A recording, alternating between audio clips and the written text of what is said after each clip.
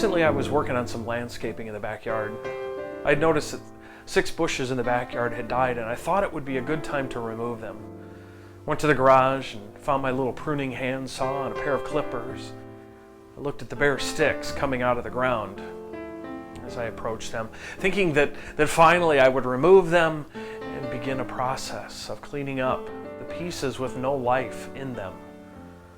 But then something happened. As I approached these scraggly twigs, I noticed something I hadn't seen from the house. There, deep inside the branches, was the sight of the color green. From a distant view, I thought I was only seeing death, but up close, a whole new story was being told. I proceeded to remove the large amounts of dead branches, carefully leaving the new life behind. While I was doing this, I was reminded of a familiar passage. Gospel of John, in the 15th chapter, we find Jesus explaining a visual regarding a usual item in the world, a vine. We hear him talking about abiding in Jesus, just like the branch will abide in the vine. This is also one of those times we hear about the common practice of pruning. Maybe this is something we've experienced in our lives. And if you have, you will probably testify that it was not always pleasant. Pruning will bring pain at times. It may even manifest itself in loss, sadness, and possible helplessness. How many times have you experienced this? This happens in our personal lives as well as the life of the church. Ministries begin, travel a journey, and some come to an end. Too often the church does whatever they can to hold on to ministries that are no longer effective.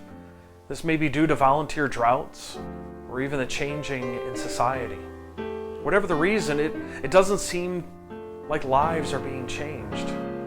Here's where the church slips into old habits and tries to maintain one ministry while there may be a new ministry that needs to be birthed.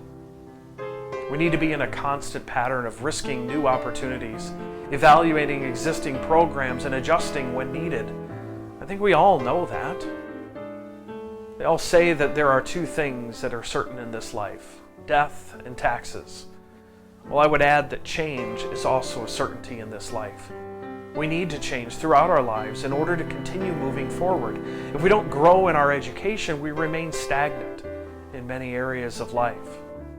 If we don't continue to improve in our jobs, we will be overlooked for promotions, raises, and may even find it difficult to keep our jobs.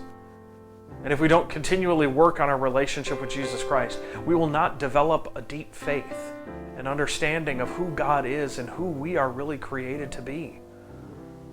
One way of working on this relationship is through pruning away the things in our lives which are not life-giving, so that we can focus on those things which do give life.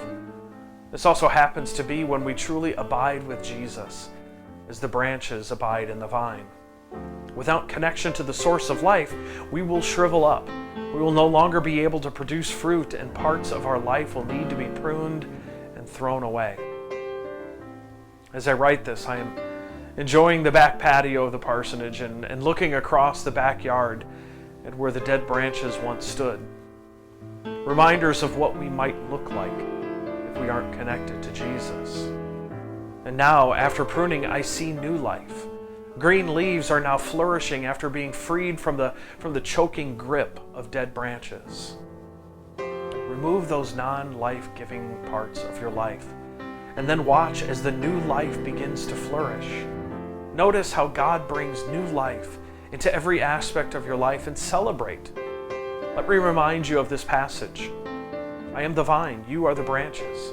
If you abide in me and I in you, you will bear much fruit. Apart from me, you cannot do anything. Truly abide in Jesus, and he will abide in you. From the Field Journal,